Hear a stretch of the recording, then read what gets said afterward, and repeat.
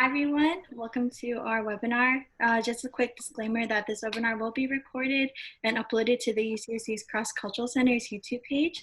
The chat won't be visible, so you don't have to worry about that.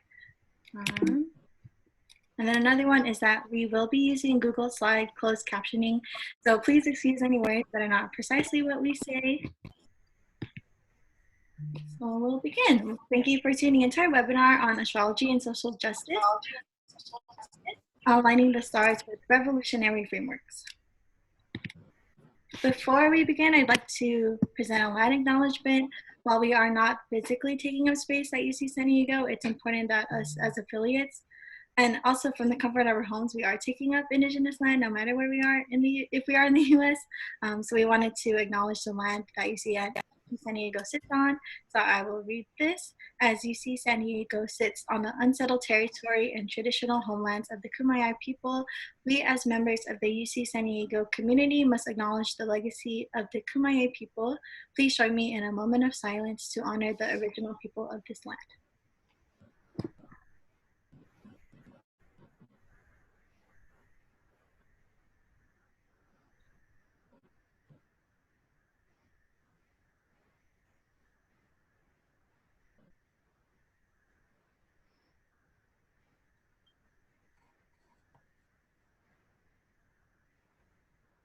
Okay, thank you.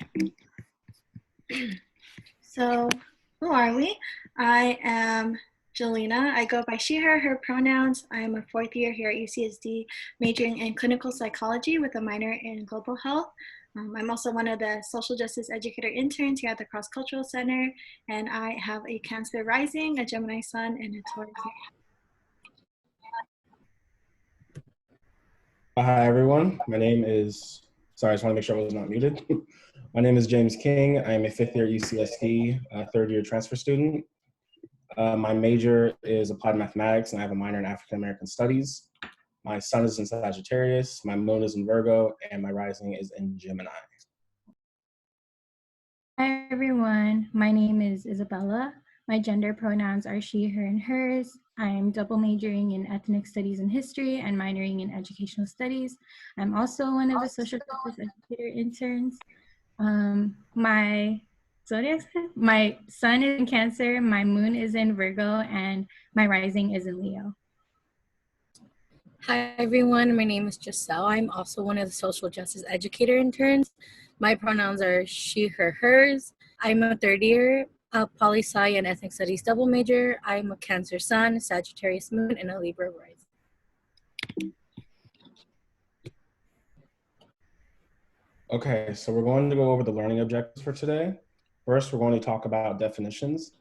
In particular, we will be discussing the difference between astrology and astronomy, so we all understand the difference between those two. Next, we'll be talking about the history of astrology, but not just focusing on the Eurocentric history. And after that, we'll be talking about different practical applications of astrology, along with different ways, or the ways you can read a birth chart, and also how we view astrology within our own lives and our own work.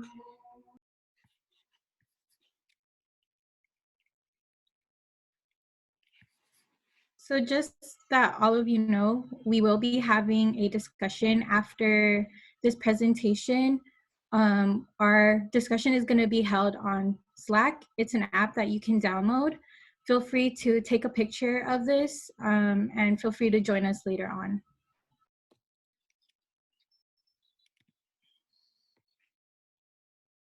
Okay, so now we ask you all, what do you think in regards to whether or not astrology is real? Do you believe in astrology? Do you not believe in astrology?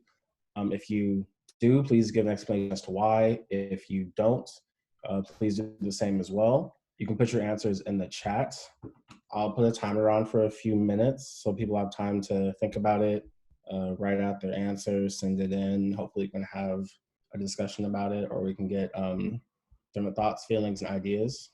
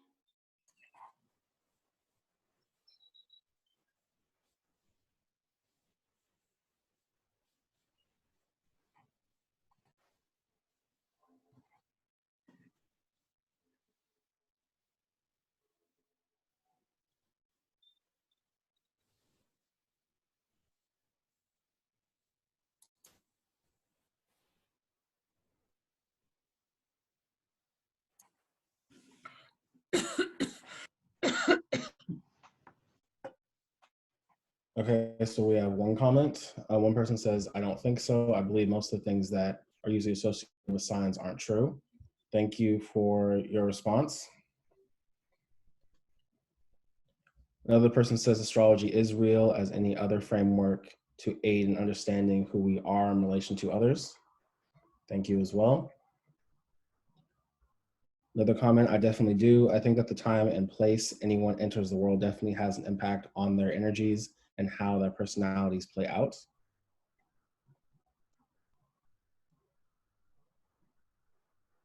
And also, again, even though we do not all agree on whether or not astrology is real, that's perfectly fine. We don't want to attack anyone's belief or disbelief in astrology. This is meant to be an open space just to share your opinion if you would like to.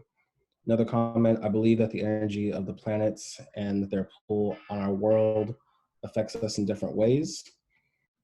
Like the moon on the tide, we're mostly water too. Yes, I believe in the forces of the moon and the stars, not the paper versions. Okay, the timer is up. Thank you again for sharing your opinions on the matter.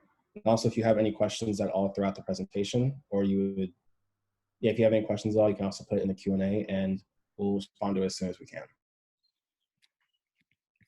Okay, so we are going to start with distinguishing between astronomy and astrology, which is very important. The first one, astronomy, is the study of objects outside of the Earth's atmosphere. So this includes stars, planets, asteroids, galaxies. Something that is used to distinguish astronomy too is that it uses basic principles of physics. Astrology, on the other hand, uses the study of these meaningful correlations, as stated earlier, to the stars, planets, and galaxies, and how they affect events here on Earth. So something that folks say is that rather than being based on physics, it's based more on metaphysics, since we can't really see. Also, a lot of research has found that astrology came before astronomy. Yeah. Okay, so now we're going to be going over the history of astrology, or astrology currently, and yeah. Okay. So this is something that I had to discuss with one of my professors about, which was astrology during antiquity. And the professor has stated that astrology was found in Babylon or within the Mediterranean area during antiquity. And just to provide a date, it was around 3000 BCE when it was first presented. And astrology was specifically used for royal purposes only. As we've seen, or as Jelena defined with astrology being metaphysics, the celestial beings, specifically gods and goddesses, were the ones who were determining the terrestrial order on who should rightfully rule. And it wasn't necessarily based on bloodlines like typical royal or monarchy lineages. Astrology was also considered one of the earliest forms of elite and legitimate sciences. It was used to determine and to ensure the order of civilizations, as well as predict disorder. So they utilized astrology in order to determine where cities should be placed, where things should also be placed, as well as determining what the weather patterns were in order to have a fruitful harvest. And then over here on the lower left corner, we have a picture of the Zodiac Wheel, which was developed in ancient Egypt. Each of the 12 animals were assigned a house in a specific circumstance they would rule. And just like astrology today and how it's transformed since antiquity, these animals, although they reside in a specific house, these animals do switch depending on the date and time and location of the specific region, specific person's chart that you were looking at, which we'll go more into depth with as we move on to the presentation. So a big part of this presentation is recognizing astrological systems that existed well before colonization and thinking about how Westernization brought the astrology we are largely familiar with today, especially here in the US. And one of the social justice aspects we wanted y'all to take away is to recognizing that different cultures, especially marginalized groups who have been colonized, have their own astrology that is important to spotlight. And while later we do go into birth charts, the system that we're familiar with, I think about how all the systems are based off of the same things, alignment of the same alignment of the stars, if that makes sense. So similar to the idea that languages have different words for the same things, different cultures have different stories and names for the same alignments. So it's important to learn that one isn't better than the other just because it's more largely known. I also wanted to preface this section with saying that I'm not a professional historian. A lot of the information I'm sharing was research through the internet, and I thought a lot about how I wish there were more articles, but I think the lack thereof also illustrates a larger social meaning that we will talk about throughout this presentation. So, and these different circles are areas that we will be highlighting. So first one I wanted to talk about is Polynesian Wayfinding. So Nainoa Thompson, he's actually someone who is working to revive Polynesian astrology and astronomy because it's often neglected when we are talking about the history of astronomy and astrology. Some things that I found that were really cool in my research was the star compass system. So that picture on the bottom right with the hand, they would use their hands kind of as a makeshift, like the arrow on the compass that we are familiar with today, they would use their hands to align with the stars to figure out where they were going. If you're unfamiliar with Polynesian history, a lot of them they use boats to travel to different islands in the Pacific, and that's where they occupy. Something I think is also cool is on the bottom left is a star map of what is called the Mana Ia Kalani, I hope I'm saying that right, and that translates to the sheep's fish line. So that's also what we also know as Maui's fish hook. If y'all have watched Moana, then I think that you'd be familiar with who Maui is. And I'm just going to read the section that I found on a article that I researched. But Manai Kalani is the name of the demigod Maui, which is used to pull up a giant fish at the bottom of the ocean. In some stories, metaphorical for discovering new islands. In Hawaii, Maui is said to have used a fish hook to try to pull the existing islands closer together. So I think it's really cool to learn about these stories because a lot of our media today is enamored with a lot of Greek gods, and we see a lot of Greek gods movies, but not much is said on Polynesian gods, which are just as valid. Another one is Indigenous Star Stories. So similar to Nainoa Thompson, we have Wilfred Buck from Cree, which is one of the largest Indigenous populations in Canada. And something he does on the weekends is called Teepees and Telescopes, where he works to gather folks and try to reteach them this history that was deliberately erased. So something I thought was cool was similar to the star maps I showed earlier, they also have star maps of their gods in the stars. I also thought it was really cool how they have names for terms that are very popular today. So I'm sure a lot of us have heard of the term like Mercury retrograde. So in their history, they had terms for these same motions, so retrograde motion, Kiton Pompanis. Hopefully I'm not saying that totally wrong, but yeah, I think it's very interesting how we don't really learn about these things when I feel like they're just as valid to be known. And yeah. So before I start with Vedic astrology, I just want to add on to what Jelena was saying about how there aren't very viable sources for what we're looking at. So we had to resort a lot on the internet. And I think when thinking about legitimacy and knowledge, it's also important to look at what they want to be legitimate. And a lot of the sources I found were contesting astrology versus providing other sources that talk about astrology historically and capturing the desires of what people who study astrology do. So now I'm going to talk a little bit more about Vedic astrology and exactly what it is, what it does, and where it's from. So Vedic astrology was first revealed during antiquity as well, and it was a part of a theological movement where folks from the Babylon area, because astrology was considered an elite and legitimate knowledge, that was something that they had written out. Therefore, it was a part of a translation movement later on, which found its way in India and is studied by the Hindus. And the difference between Vedic astrology and Western astrology is that Vedic astrology studies sidereal zodiac, And that's specifically looking at how planets respond to constellations. So these planets are fixated on a specific planet, or this planet is specifically placed in front of a fixed constellation, whether that's Aries, Libra, or Scorpio, etc., all the 12, and that transits as well. Meanwhile, tropical zodiac, which is used by most popular astrologers, is responding to the movement of the earth where the sun is at the center. That's why when we look at the beginning of astrology, it starts with Aries. The main difference between the two, and like what Jelena emphasized, not one is better than the other. The only difference is that they're 23 degrees apart. So for example, I'm a Cancer sun, but if I was to study sidereal zodiac, I would be a Gemini sun. And that's like the main difference, is that 23 degree.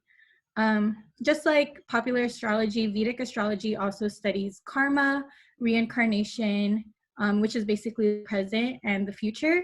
And they utilize planets specifically to provide ways to balance that karma, whether good or bad, and also examine ways we reincarnate in our next life, or how we can balance those out. And then moving on to the left side of the slide, I thought this quote was really important, so I'm just going to read it out. It is referred to as the eyes of the Vedas because it gives us the ability to see into our lives with more clarity. Vedic science is the science of self-knowledge, and that goes in line with what folks were also saying in the group chat, is that astrology allows us to see certain aspects of ourselves or reflect on ourselves. And that's also something that is relevant in popular astrology or Western astrology. And then lastly, some sources I found towards Vedic astrology was a controversy. So certain scholars were trying to reintegrate astrology in formal education, specifically in Indian universities. However, the main concern of people who were against Vedic astrology was the concern over legitimacy and legitimate knowledge, whether it was considered scientific enough, or is it even credible for folks to study. And I think when talking about that, it's also important that certain knowledges, whether subjective or objective, which ones are deemed relevant or legitimate to academia, is also something to think about when talking about indigenous studies, and also talking about studies and sciences that have existed prior to colonization and imperialism. So moving on, I want to talk a little bit more about astrology today. This is not to say that those previous studies that we talked about, those previous astrology sects that we talked about, are not still studied today. This is just something that has been prevalent in popular culture, specifically what we see on social media, depending on what you are clicking, of course. So this is where we see Eurocentric ideologies of astrology. And what we mean by that is the malpractice of astrology, in which scammers and corporations utilize astrology and the aesthetic of astrology to bring in consumers, specifically folks who are vulnerable and looking for confirmation bias. And then also looking at how different types of astrologers have reinforced heteropatriarchal state ideologies, such as reinforcing or assigning gender to planets and signs. And an example of that is how people typically gender Venus and Mars as a gender binary. So that is not the case, because these planets are non-gendered. And then they also co-opt horoscopes in order to reproduce racist, homophobic, and transphobic agendas. And an example of that is how previously folks have associated Pisces with the Black community, and they typically take all the negative aspects of the Pisces rather than the good aspects, in order to put Black folks at a disadvantage, and when discussing them, when they don't even highlight the desires of the Black community when talking about astrology. And I think also looking at how they associate a specific sign with a person rather than looking at the specific region of where folks are coming from in order to decide those attributes. And then lastly, it's also important to look at who has who is at the forefront of astrology today, who are the gatekeepers of astrology, and also talking about legitimacy, which has been mentioned throughout this presentation. Yeah. So now we're going to look at some prominent Black astrologers. So first we have Jurtha Love. So they were a prominent astrologer who uses astrology to predict his clients' charts, political campaigns, medical complications, and promptious times for exhibitions. Audrey Ficklin, her academic field is sociology, so she views astrology as a diagnostic tool for helping people discover themselves. And then we have James Black, who grew interested in astrology in 1907 after learning Egyptian astrology. He uses astrology as a way to give advice and also provide astrological calculations to significant events, places, and people.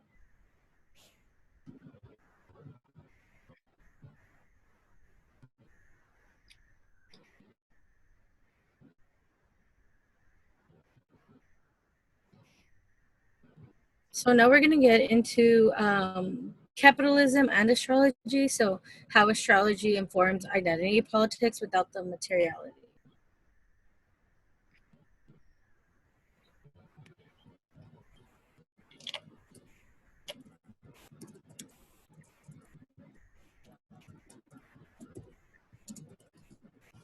So there was a question in the Q&A that says, can you go a little deeper with the association of Pisces to the Black community?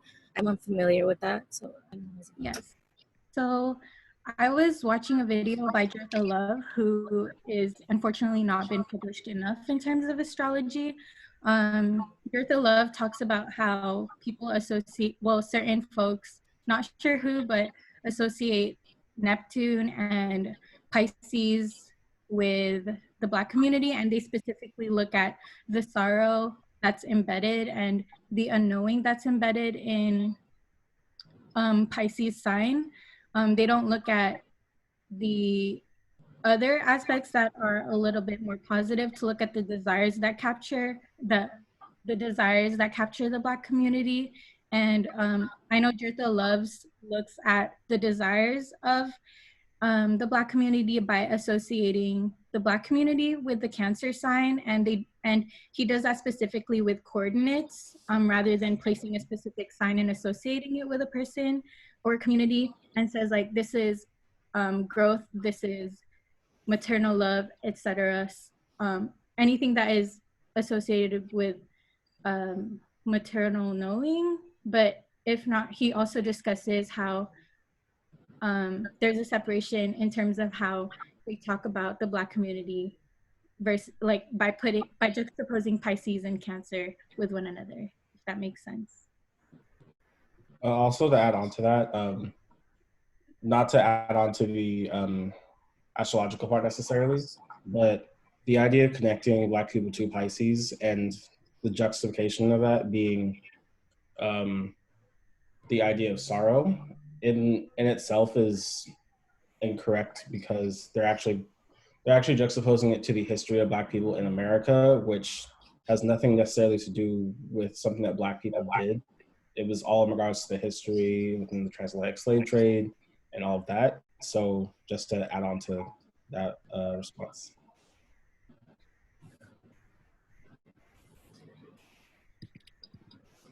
okay, so now capitalism and astrology. So we're going to get into identity politics. So for folks who don't know, identity politics is basically how we form opinions based on certain aspects of our identities. So this can be anything like our religion or our race. So what identity politics do is it lets others know, and it kind of tells them a little bit more about who you are, but only to the limitations of social roles. So if you tell someone that you are a kindergarten teacher, they're going to only assume that, they're going to assume that you went to school for a few years, you did this and you did that. So they'll only think of you to the extent that society has placed, like, let's say, all teachers or all folks in education. And so what astrology does is it allows for a deeper look into who you are. Some say it helps you understand like your core personality. And so some astrologers believe that you can actually predict things like someone's class or their race and gender through birth charts. There have been a lot of studies on this, but the study sample sizes are very small, so they haven't been very like conclusive. Another thing that comes up within identity politics and astrology is that today astrology is used a lot to kind of say, well, this person's this sign and my sign doesn't get along with this sign, so I think we're going to butt heads. Or when someone is kind of, when you're in a group project and someone is butting heads with everyone else, you're like, I wonder what sign they are. That's probably why they're butting heads with everyone. So now it's become like this unconscious type of identity that people use when trying to figure out like who they're going to be friends with or who they believe they'll work best with.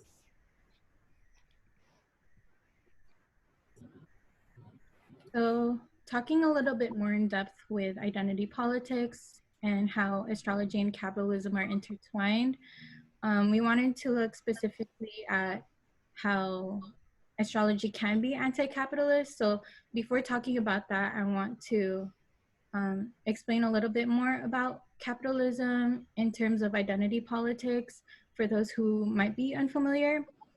So according to capitalism, humans are a vessel of productivity, identity, attributes, and value, specifically human capital or assets, are gained through both means of production and consumerism. So what I mean by that is basically identity is fostered under capitalism, is fostered through means of production in which you can be a productive proponent of society. So whether that's gaining a degree, doing formal education, and so on and so forth. And then in regards to consumerism, purchasing things that that can provide value to your personality or reinforce or consolidate aspects of yourself. So again, this subscribes to the idea that in order to become someone, you have to purchase and be productive in a society. This is why we beg the question, is astrology anti-capitalist? So going again over astrology, astrology is a celestial and calculative tool folks can use to have a better understanding of themselves and the world around them. So when thinking about astrology and how we talk about astrology, astrology doesn't require you to purchase things, or depending on the service you are trying to receive, doesn't require you to purchase things and also be a productive proponent of society. Astrology can allow you to get to know yourselves better and reflect without having to do things in a capitalist world that you would typically have to do in order to reinforce your identity politics. And then again, again, although astrology appears as fixed, what we mean by that is that you are endowed specific sun sign, moon sign on your chart. That is not always the case because those different aspects change depending on the transits that are occurring in the background. And transits are when certain planets touch another planet and your sign, which creates a different meaning for those specific planets in your chart. And it also, and also when thinking about capitalism, which I was trying to say earlier, was this can also be gained through discourse, which is how it's been since antiquity, is through word of mouth, through oral tradition. Just adding on to what Isabella and Giselle said, I think about how I feel like astrology is misconstrued to like seem to be this window that you can judge others through, and it seems very deterministic when really, or for me, I think it should be used more as a mirror to reflect on yourself and not really to continue judging others, which I feel like we went over. Okay, so now we ask you all, what are different arguments you either have or have heard against astrology? And again, feel free to share. If you do not want to share, that's also okay. I'm going to set a timer. And also, when the timer goes off, that doesn't necessarily mean that I'm not going to continue to look at the responses. It's just me setting a time to give people to think, me setting a time to give people time to think and respond.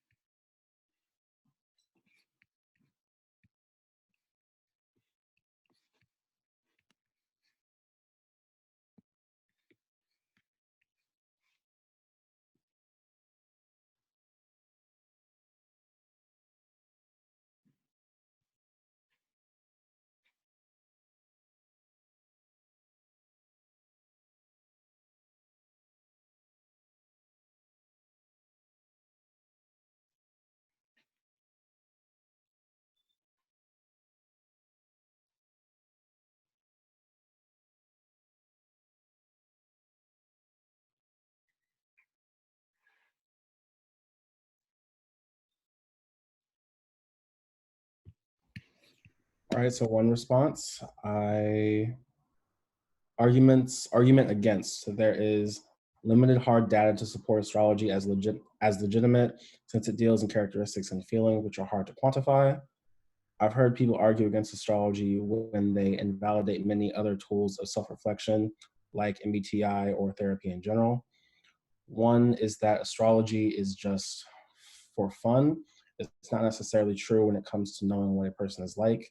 People don't believe the stars can indicate or determine reliable information. I know that's very common for folks. Also, I should say, these are multiple responses, it's not just one. Sorry. I know that it's very common for folks to justify toxic or harmful behaviors by using zodiac traits, like she only reacted that way because she's Pisces, for example, almost as an excuse for not growing in an aspect of personality. Thank you very much for all the, okay, we have another. I've heard arguments for, it's a tool of self-reflection that does not foreclose growth, personalities, positionalities, structural systems. All right, thank you very much for the participation. A lot of these that you brought up, I'm actually going to talk about in a second in the slide for the arguments against astrology. So one is obviously this idea of it being a pseudoscience, which someone had mentioned. The fact that people feel that there is not enough scientific evidence to show the validity of astrology. And sometimes these are the same people that will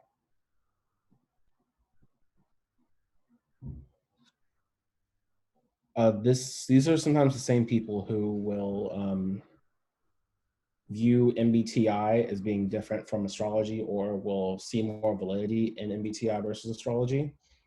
There's also this idea of astrology being a general reading. And this can go very often to what was discussed earlier about astrology being used in a capitalist way, where it's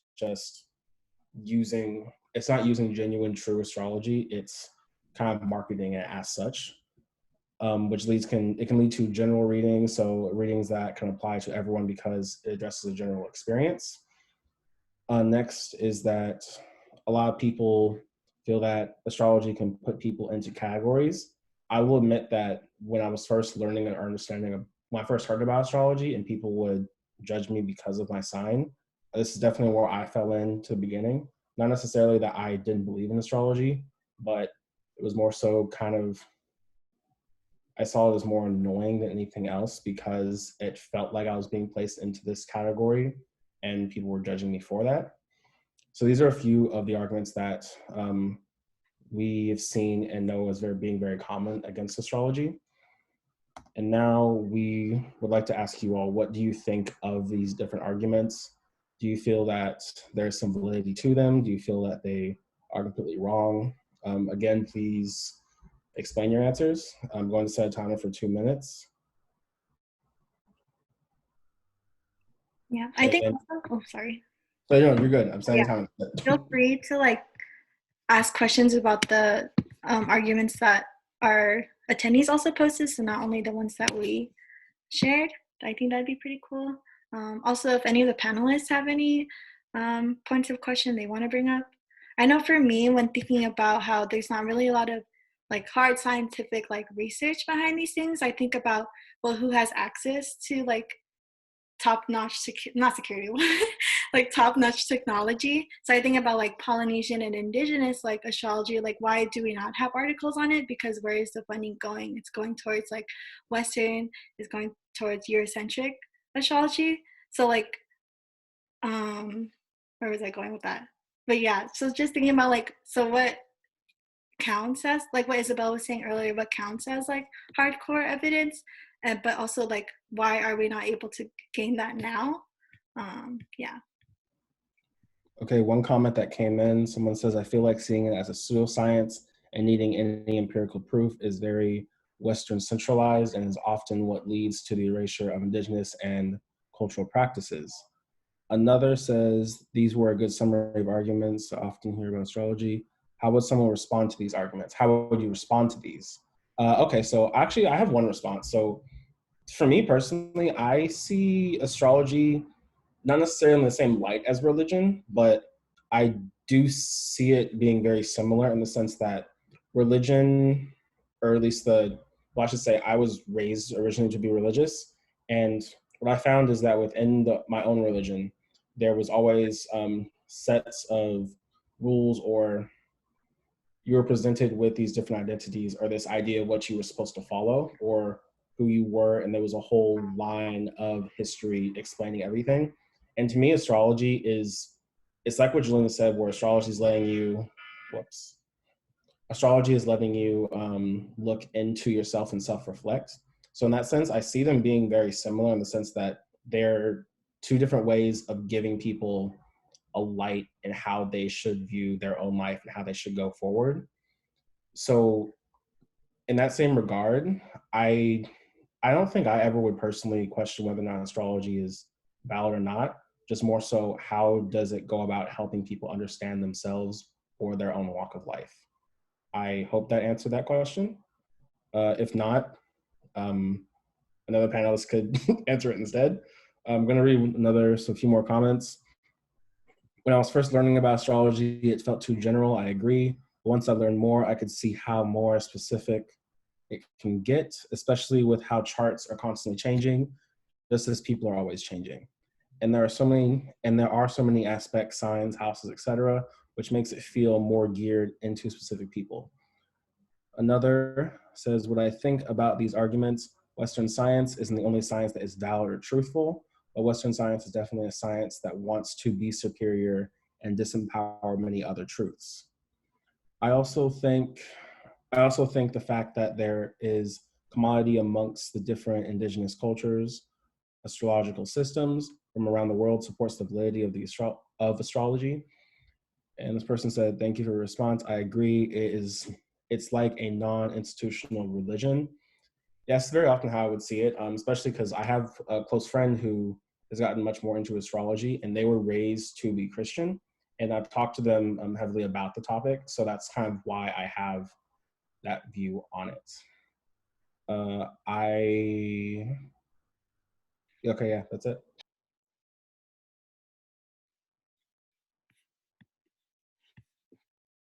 So next we will each take turns talking about how we apply astrology within our own daily life or how we apply it within different parts or aspects of our life. And I'll go first. So I think amongst the panelists here, I'm the one who uses astrology the least amongst us. But I think when I was first learning about what how people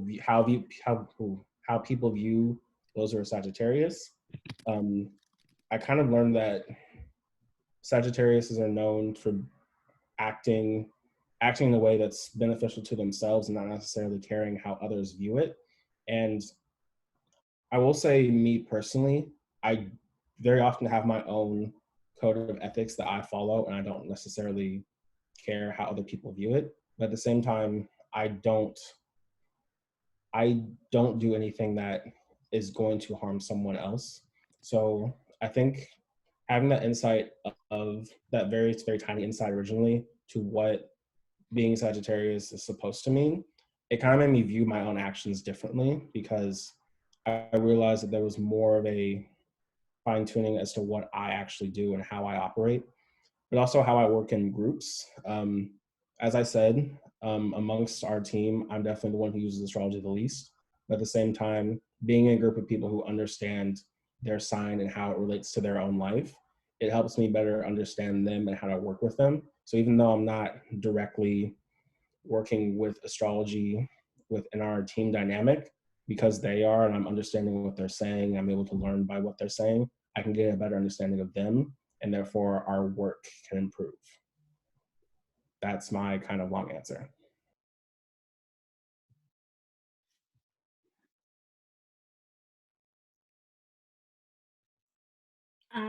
I'll go. So kind of building off what I said earlier, I think I also grew up in a very like religious household, and something I didn't really like was how things were used to judge other folks. And I think for me, astrology really allowed me to not judge others, but reflect on myself. Like it gave me starting points of reflection, because it's very hard to just randomly introspect. I'll just like I'll look up something and then I'll think about it, how it means to me. And like something I think about is like how people like to talk about how compatible signs are. I kind of see it as not like this deterministic thing, but more like, so how can I like be able to navigate this relationship knowing what I've reflected on and how I can still make it work, if that makes sense.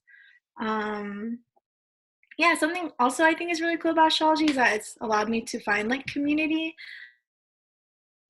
It's very individual, but I think that astrology can be used to bring people together, because like how what I was saying, like Buck from the Cree, he's like having these conventions to reteach his history that has been deliberately erased. I think it brings people together when we're so um when it's so ingrained to like keep these things separate from real life. Um yeah.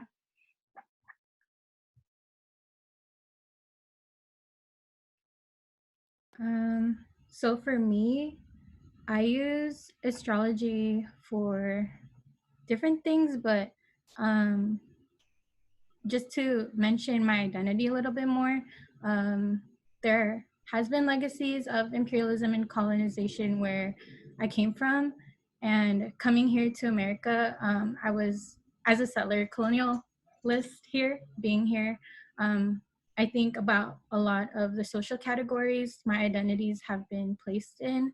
So I use astrology in order to understand myself outside of those categories, because each of the aspects of my chart provide more reading into myself. And then also shout out to Jelena for her blog, leaning into more of my vulnerable side.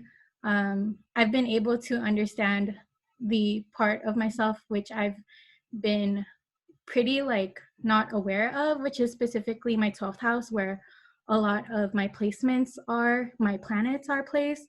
So there's a lot of unknowing that's happening there.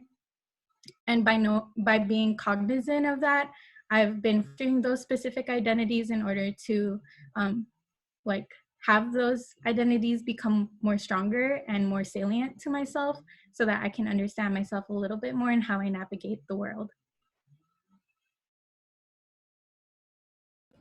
So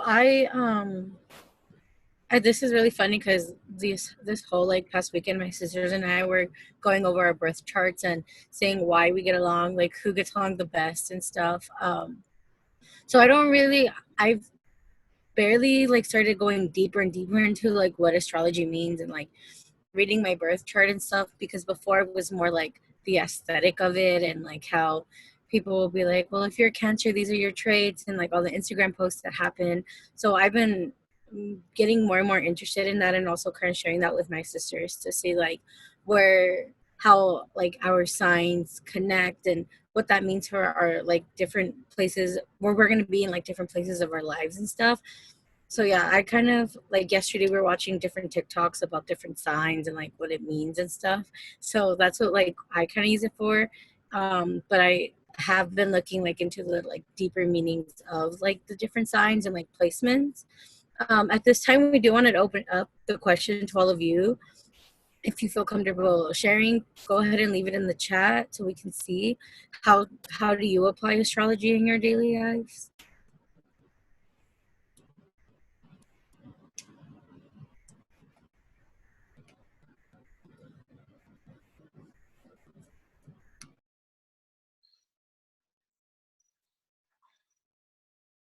Okay, one of the comments before Giselle gave her answer was similar to religion, like James said. I also think astrology can provide an explanation for how the world functions and can be comforting to use it to explain any peace or chaos happening around us.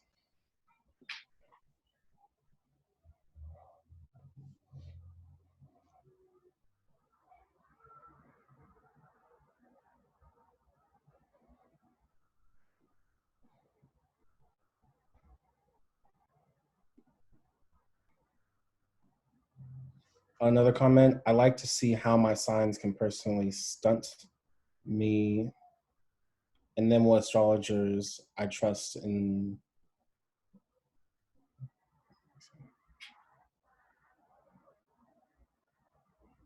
And what astrologers I trust in the same ways I can work on myself. I think I like to see how my signs can personally stunt me, and then what astrologers I trust in ways I can work on myself. In addition to using it as a tool for reflection to know myself at a deeper level, I also pay attention to the current transits like an energy forecast for the day, telling me how I can best utilize my energy.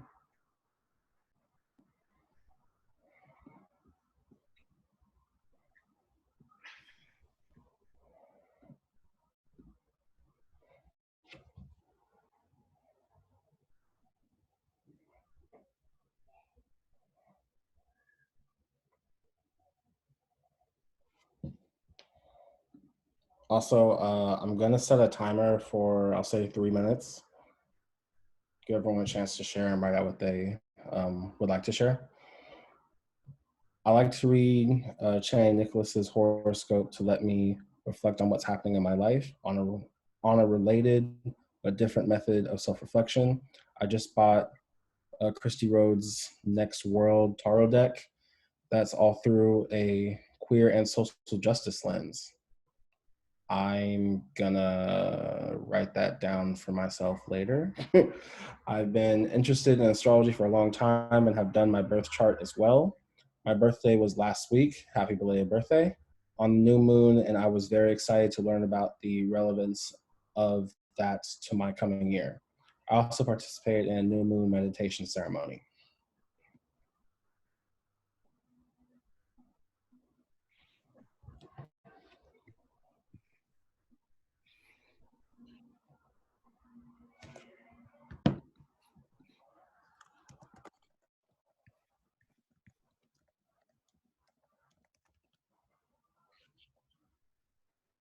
Well, that's perfect. Thank you.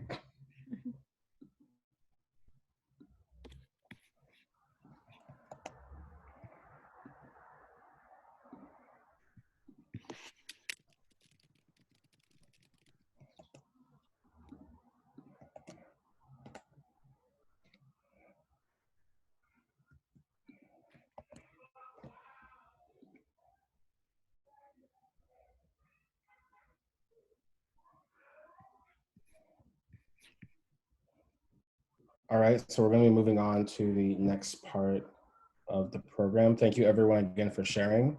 These programs are a lot more enjoyable, I feel like, in both ends, whether you're a participant or you're a panelist, when there's a lot of participation back and forth, so we really do appreciate this. Last one I just want to read. I also like how astrology brings communities together. I feel like astrology is a prominent part of queer communities I'm involved in, and it is a good way to bring people together, even in just discussing and learning more about it. So now we're going to be talking about how to read your chart if you're interested in learning a little bit more about astrology and a more in-depth reading. Okay, so what is a birth chart? A birth chart or a natal chart is an astrological snapshot of you at your first breath. So it's important that when you were being born, whoever gave birth, well, not the person who gave birth to you, but the person who was taking documentation had the exact time, date, and location that you were born. So basically, your birth chart is what the sky looked like during that day, location, and time of your birth. So there's a specific crescent where the moon is at, specific alignment of the stars when you were born, and that's really important to know. You can also find that out on different websites that will help you. Jelena has one later on that will be useful. Yeah, so the reason why your birth date and location and time matter is because these aspects change either hourly, monthly. For instance, I don't know if this is accurate. This is just what I remember, but you can fact check me, is that your rising can change every 3 hours. So that's really important to know. And that also impacts the rest of the alignment of your houses. And then we want to reiterate, although the personal planets in your chart remain fixed, there are different meanings depending on the astronomical transits that are occurring. So the transits that are occurring through your houses is what the planets transit in. And that is something that you can also look up on Google, is looking at what is the specific transit today. And then you can look at specific aspects of your chart. For instance, like I'm a Virgo moon, like how does this specific transit affect my moon in Virgo? Something like that. So if you're a beginner, we wanted to just go over 3 aspects of your birth chart. So these are the big 3. The ascendant represents your outer self, so kind of like how the world sees you. The sun is the core of yourself, so like who you are. Like when I think of core, I think of like that one movie with the emotions, but like your core. I forgot what it's called. Anyways, and then oops, no, go backwards. Sorry. I think someone in the chat actually said what you're talking about is inside out. Oh, yes, thank you. And then we were here. Yeah. And then the moon is like your inner self. So I think of like my emotions, the way I process things.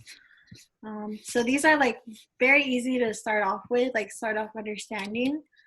And then, so there are a lot of tools for y'all to like begin navigating your birth chart. This one is mine. I use the app CoStar. Something that's cool about CoStar is that you can add your friends, so you can also see their birth charts. Sometimes I don't really agree with like their personal horoscopes. So I will like use other resources to navigate that. But something I like is like how aesthetically pleasing it is. So you can see that my ascendant is in Cancer, my moon is in Taurus, and then my sun is in Gemini. And then on the right side are houses, which we'll get into. So houses are kind of like areas of our lives. And then I like to think of it kind of like as the vibe kind of like of your own life. So on your birth chart, you can see which ones are where, but something that's important to notice is that while the natal chart doesn't change, the sky does change. So like what Isabella was saying, you can see like the different transits for different days and see how your houses are affected. So we're just gonna go through quickly about like what each house is. So the first one, it basically covers all your first. So your first impressions, yourself, your appearances, your beginnings, your attitudes. The second one looks at matters related to immediate material and physical environment. So this is like money, values, work, daily routines, and environment. The third one looks at communication. So communication would include like talking to anyone, so like your siblings, your friends, your neighbors, and your community. The second three, the fourth one is the foundation of all things. So looking at your home, your family, your roots, your emotional foundation. The fifth one is self-expression. So looking at romance, creativity. And then the sixth one is health and service. So looking at fitness, acts of service. Also, like these are very like limited because you just wanted to fly by these. So if you want like more in-depth information, I encourage y'all to like look it up.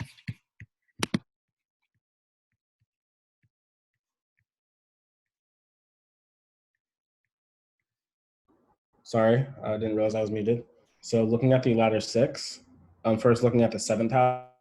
The seventh house represents all of the relationships that you have, whether it is with friends, whether it's romantic, whether it is business or anything of that nature, along with the different things that come with it. So that could be different contracts, marriages, business deals, things like that. Looking at the eighth house represents a lot of different things like birth, death, sex, transformation, along with money and property.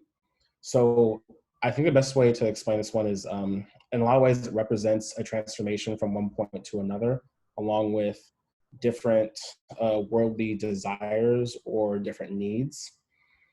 And the ninth house covers higher education, along with travel and the philosophy of life, and travel in particular being international travel. And I think, okay, so I don't know if anyone else has ever experienced this, but I've had friends who have gone overseas. I have not gone overseas yet, but I have friends who have. And when they come back after speaking to them for a little bit, they definitely feel different. It seems like they've changed. Their demeanor, their aura has changed in itself, which is why I feel like travel is put into the ninth house with something like higher education or higher minds and higher learning. And going to the 10th house. The 10th house represents your career along with prestige and reputation. So anything in regards to, say, fame or anything like that, that is all located within the 10th house, and also how you would respond or react to that. The 11th house represents and rules over friendships, associations, along with ideals and particularly humanitarian causes. And the 12th house juxtaposes the first house, which is about all firsts, as being the house that rules over endings. In particular, it rules over the subconscious, psychological issues, along with secrets. It also rules over the afterlife, and it revolves around tying up loose ends. It can also be associated with society, institutions, hospitals, jails, along with imagination and creativity. Something I want to add on is like it can be very overwhelming when you're first starting out to like look up different resources, but I think what's most important is finding things that make sense to you, because like you can read multiple things and like they're not gonna like you're not gonna feel anything about them, but then when you find a source that like you actually relate to and it makes sense to you, that's all that really matters. Like we were saying, like throughout this whole thing, is that it's like for like your reflection and this is like your birth chart, if that makes sense. So I just encourage y'all to not, like if you do get discouraged, that's in the beginning, that's very common, because I definitely felt like that, and I felt like I would never catch up to like my friends who knew everything, but I'm like at a place where I'm very comfortable with what I know, and like it helps me a lot. So yeah. Okay, so this concludes our presentation, but I do want to add that someone said that another book they would like to recommend is called Cosmos and Psych, limitation,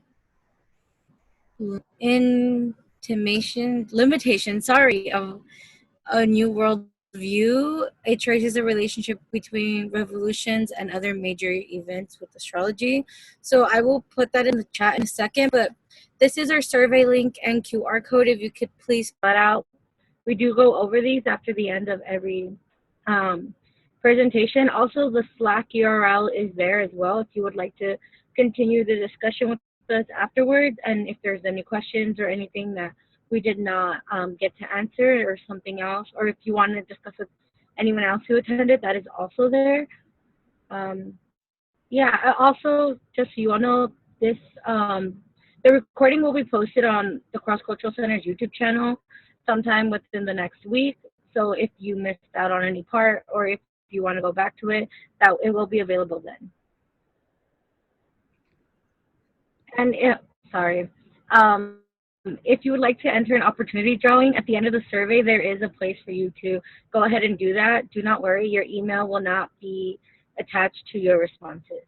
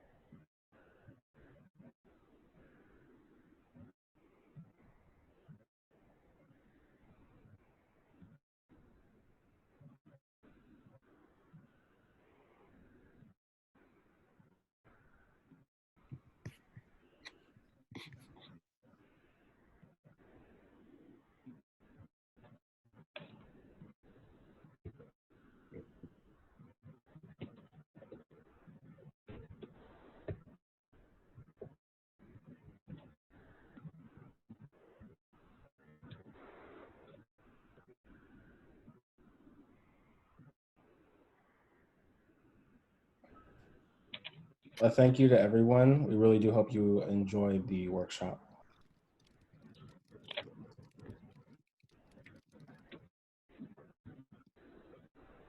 Yeah, I think to like formally close out, I was gonna say it was really enjoyable like hearing what y'all had to say. Again, like what I said, like one of my favorite parts about astrology is finding community. And I feel like I definitely felt that today. So thank y'all for those who not only shared, but if you didn't share, if you also like were along for the whole presentation, that's really, I really appreciate that. And I'm sure all of us do. But yeah.